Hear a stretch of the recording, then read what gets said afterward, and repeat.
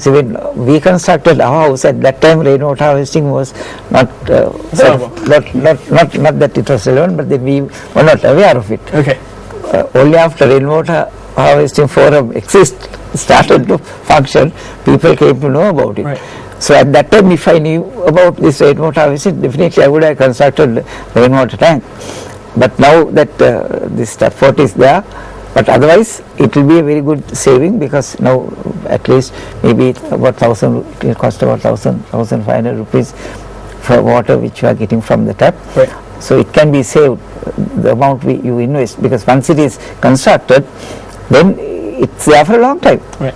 If you can maintain it, and maintenance of it's not, I mean, it's not difficult. The only thing is it has to be kept closed, covered. Right. Otherwise there will be mosquitoes and so on. So we will cover the cost. Brilliant. Yeah. So that I don't see how we can lose from investing into rainwater harvesting. We'll go into a quick commercial break here on Good Morning Sri Lanka, and we'll be right back with more rainwater harvesting. Welcome back to Good Morning Sri Lanka. In case you just tuned in, we were just speaking about rainwater harvesting. And in the studio, we have two esteemed guests. We have Ms. Tanuja Aryananda. Good morning. Welcome back to the show. And of course, Dr. C.S. Theeraratna. Welcome back. Now, before we went to a break, I wanted to ask you, now you mentioned this before, but how clean is rainwater? And should the human body be, I don't know, should that be our main fluid that we kind of consume every day? Rainwater, instead of like the water that we drink from the tap? Well, water we drink from the tap is also rainwater. It actually comes through the rain. I didn't know this. I thought it was magical water. Of course, yes. It's come through the rain, whether it gets into our rivers or whether it gets into our wells, right. or reservoirs. It is also rainwater. So, rain collecting straight from the sky, no, as Professor also said, very pristine quality water. Right. As long as you collect in a proper way. So as I mentioned earlier, if you are collecting from the roof, you need to keep the roof clean, and the storage vessel has to be kept close, so the mosquitoes doesn't go in and breed in it, which is one of the main things people worried about. Yes. So if you store it properly, you can, for 6, 7, 8 months, you can have pristine quality good water for drinking. Right.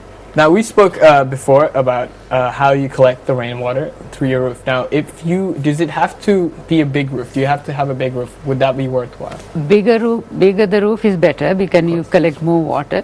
But even a small roof can collect fairly good quality water. For example, if you think about the driest area in our country, like Hambantota, from a 50 square meter small roof, you can collect into a 8,000 liter tank. Wow. And you can have a daily service about 40 to 50 liters per day.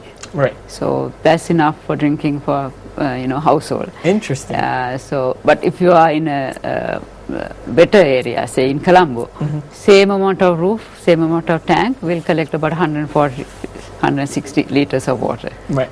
Okay, so this might some of this might be urban legend or myth, but this is what I've heard. Now, we all know what acid rain is. That is obviously what pollution has done to. Sometimes it does rain acid, and sometimes you get different colors of rain at times. So how do you cope with that?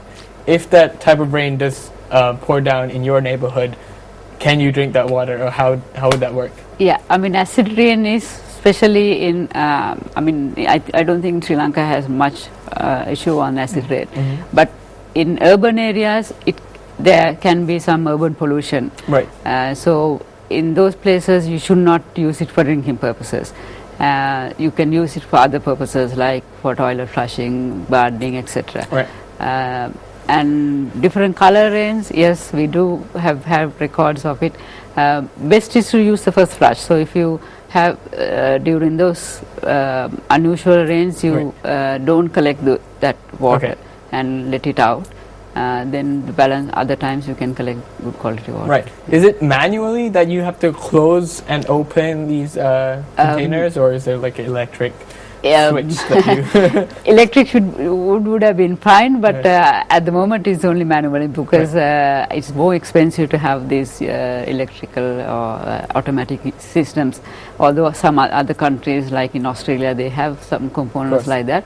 But our system has a very well semi-automatic sort of thing, which automatically takes some portion of water out.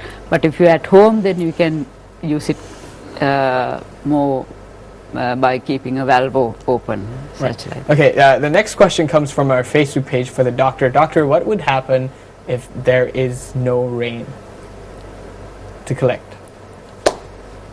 If there is no rain, then people will not have water to drink. Answered. That is our Facebook question of the hour. But there will be, because you see, there is this water cycle. Right. We talk about the water cycle.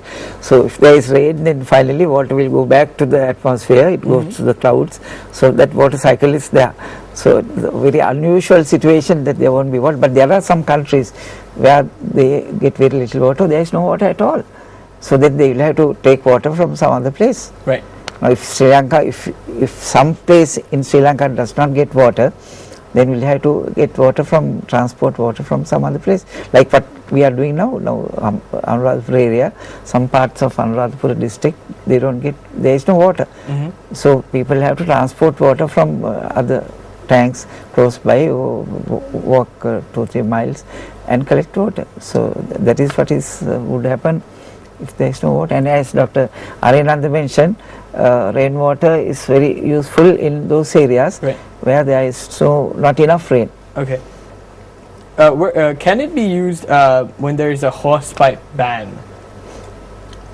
For rainwater, yes. I mean, in especially places like states, like in some states in Australia, they encourage people to use rainwater, and especially during the dry spells. Right. Yes, so instead of having a hosepipe ban, you can have a rainwater use incentives. Right. Okay. Now at work, usually we have a meter that kind of measures how much water that we use every single day. Should I have one of these meters at home? To measure rainwater? To measure how much of rainwater I would need per day. Yeah, I mean, yes, but if you like have a supplementary system, and you can use that system for your, if you have a pipe water system already, then you have another system for collecting rainwater, and then have that being used for gardening, washing cars, toilet flushing, etc. And then you can meter that as, you are not paying, actually the meter is put in to get you to pay a bill. That's right. So, that's correct. Yes. So, if you don't need to have a meter, but if you want to control your water usage, then you have a meter and see how much water you are using for a day. Right. Now, from the system of how it's collected from your roof to the container, what materials do you use to kind of hold the water? It can be anything from a cement tank to a plastic tank, or any materials, as long as it's not toxic material, because you're collecting water, and it can be kept close. So people use wood tanks, plastic tanks, fiberglass tank. What we use a technology called ferro cement, where it's cement. Yes. It's a low cost system where we use cement and a chicken mesh to construct the tank. Right. Yeah. So it's like a pumpkin shaped tank we have, which is famous for Sri Lanka. Yeah. And if you see the dry zone areas, if you travel, you see a lot of them dotted around. True. Yes. So true indeed. All right. So how is this maintained? Is it maintained? Do you have to clean it regularly, or do you literally have to climb up to your roof and kind of clean it yourself? Yes. I mean, maintenance, it doesn't cost a lot, but you do have to do some effort to maintain it, especially the roof. If there are like leaves in the roofs, you have to sweep it. And the other place is gutters. Gutters also collect a lot of leaves and things, and also a lot of animals get, travel they up have and their down. business Yes. in the gutters. That's right.